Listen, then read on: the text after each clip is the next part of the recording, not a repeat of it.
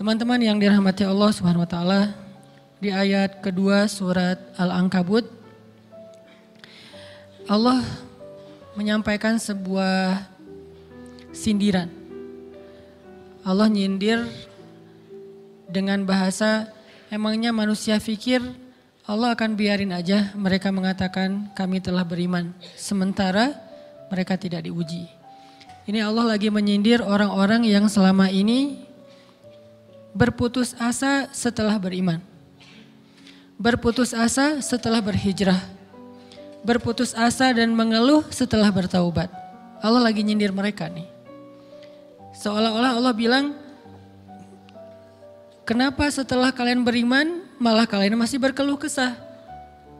Kenapa kalian setelah bertaubat malah menjadi ragu kepada Allah? Kenapa kalian setelah berhijrah malah jadi labil? Bukankah harusnya setelah kalian menyatakan kami taubat, kami hijrah, kami beriman, harusnya iman kalian makin mantap?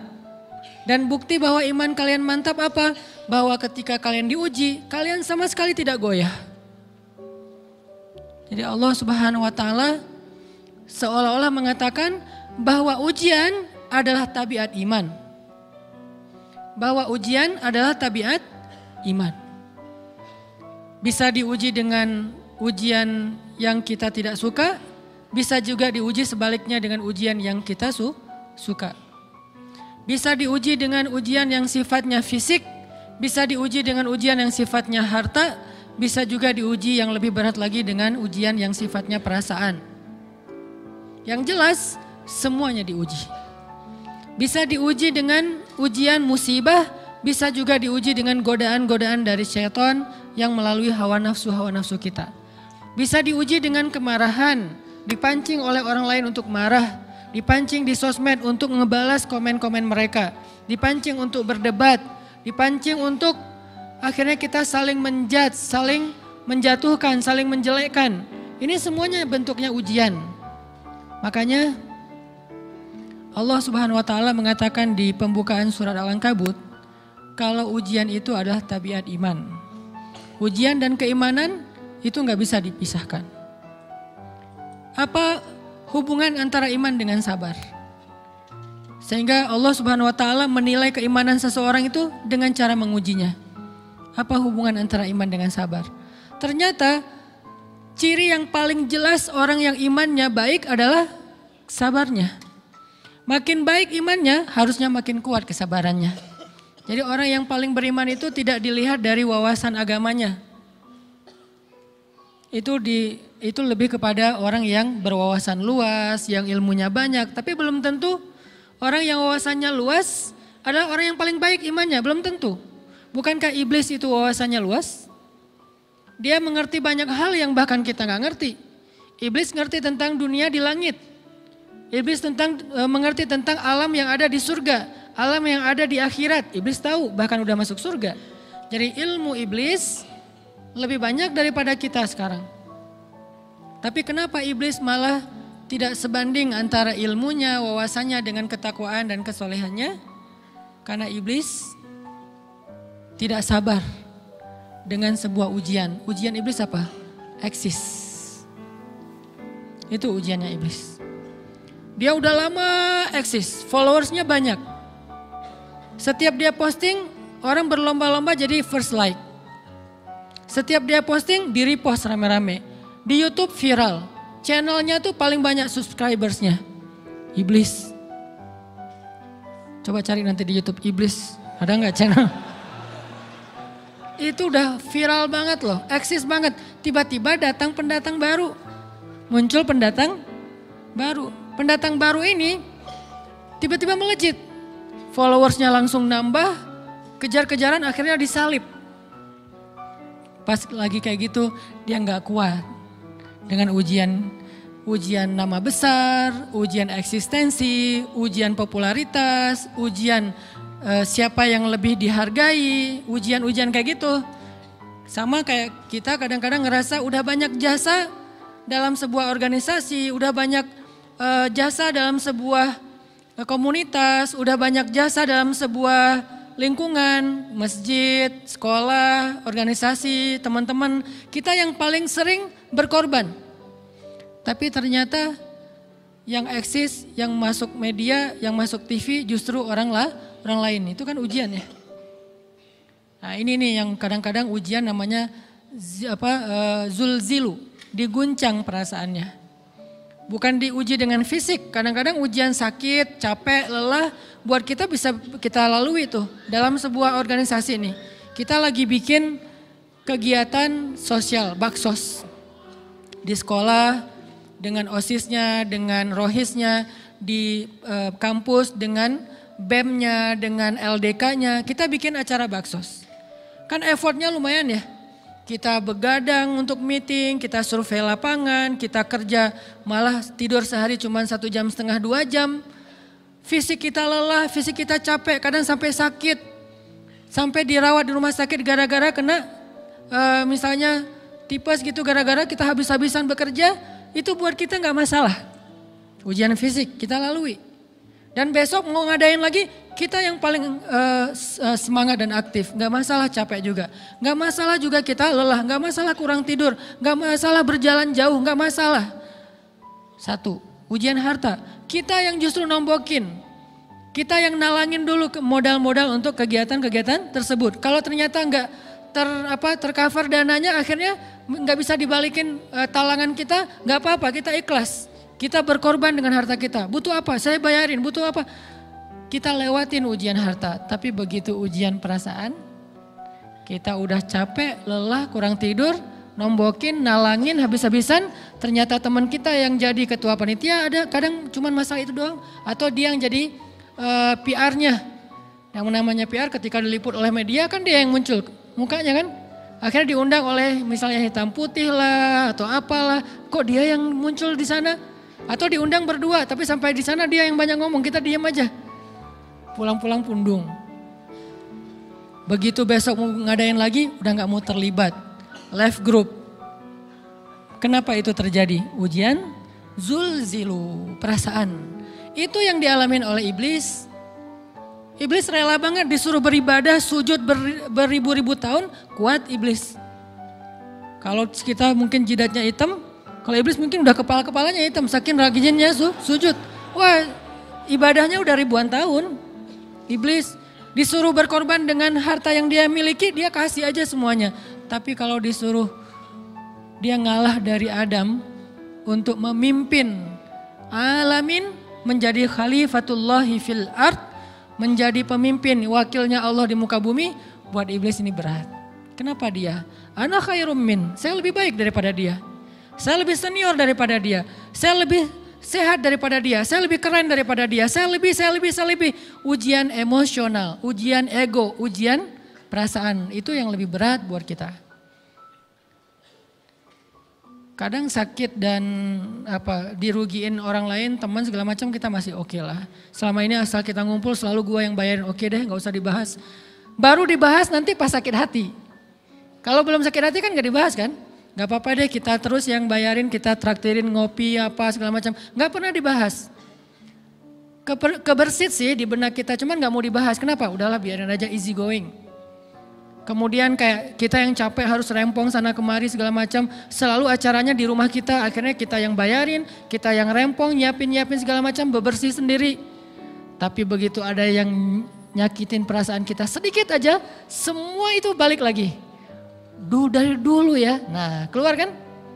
Kenapa? Dipancing oleh ujian perasaan. Jadi ternyata yang paling berat itu adalah zulzilu, diguncang perasaannya. Kita kadang-kadang habis-habisan buat seseorang, nggak masalah. Hujan-hujanan dia yang pakai jas hujan, kita nggak pakai apa-apa, nggak apa-apa. Sakit-sakitan juga, dikerok dan segala macam, biarin aja.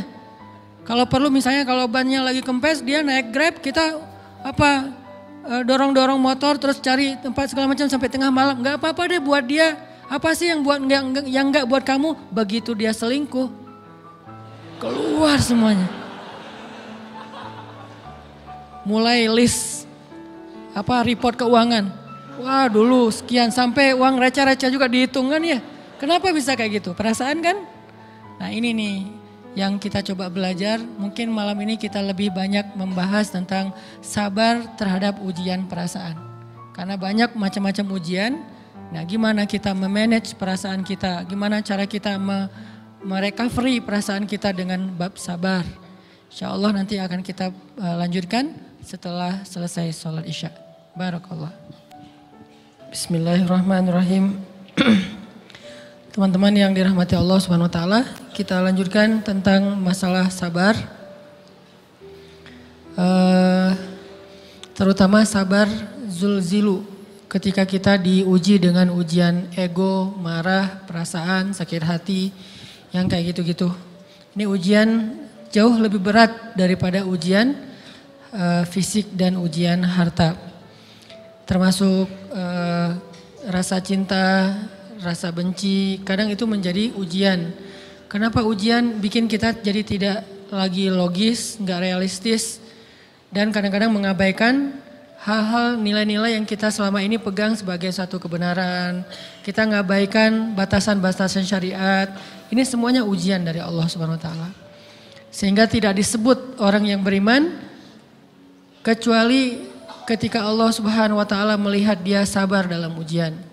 Kalau dia nggak sabar dalam ujian, malah di dalam pembukaan surat Al-Ankabut tadi Allah menggolongkan mereka termasuk orang-orang yang munafik. Apa arti yang orang munafik?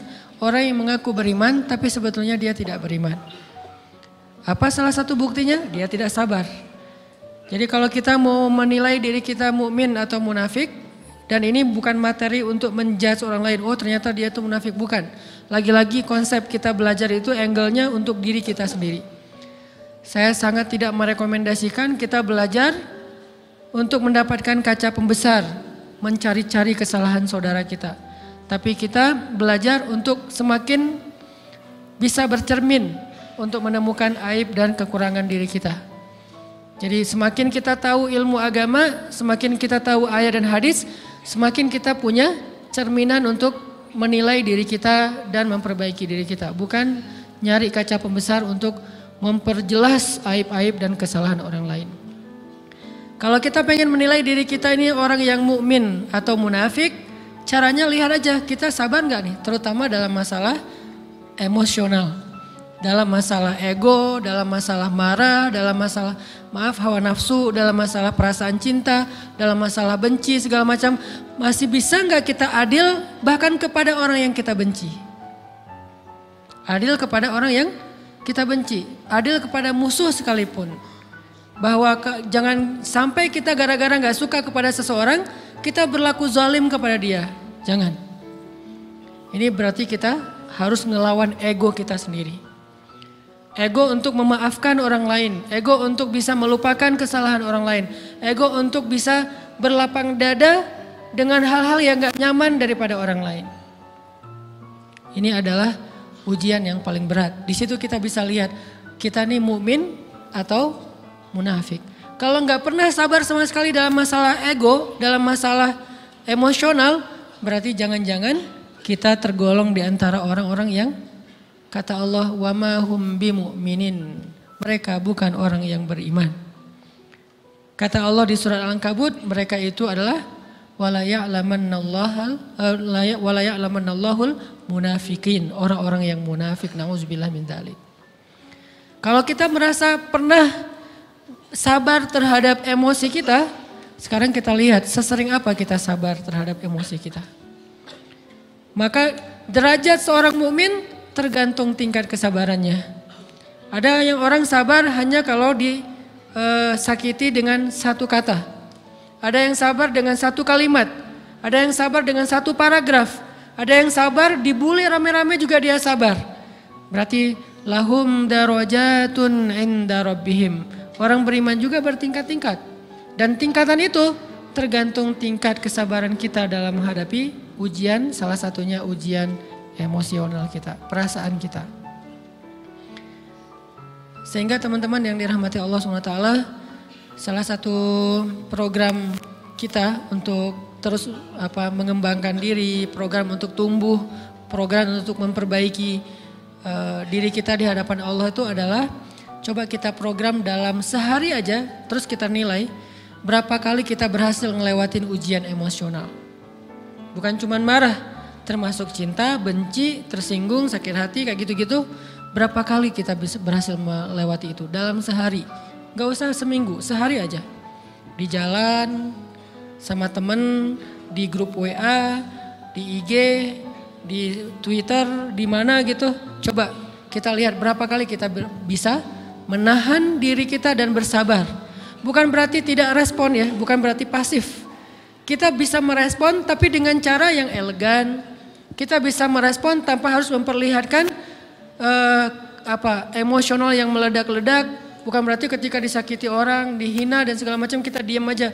Gak selalu kayak gitu. Kadang-kadang kita perlu merespon untuk mengklarifikasi, tabayun kalau kata orang-orang yang dalam ilmu fikih.